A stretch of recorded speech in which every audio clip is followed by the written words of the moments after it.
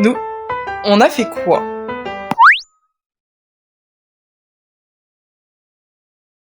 Comment une expérience de physique-chimie peut-elle devenir une œuvre artistique?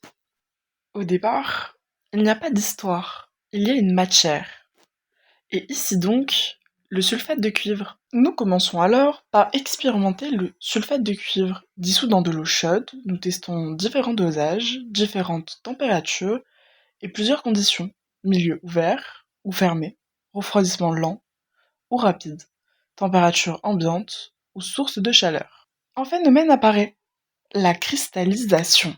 Les cristaux se forment progressivement et se déposent sur les supports. Différents matériaux sont testés. Les tissus, les objets et surtout le cuivre.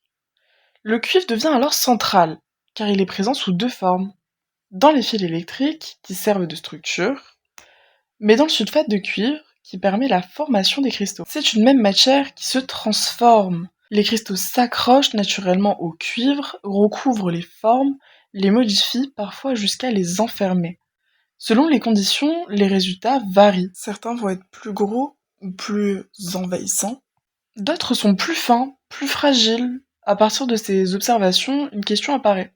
Que voulons-nous raconter avec cette matière? Nous avons voulu parler des femmes, et une légende nous est venue à l'esprit, celle des princesses et des fleurs. Une légende plutôt andalouse. Enfermées dans une tour, privées de liberté, elles cultivent des fleurs.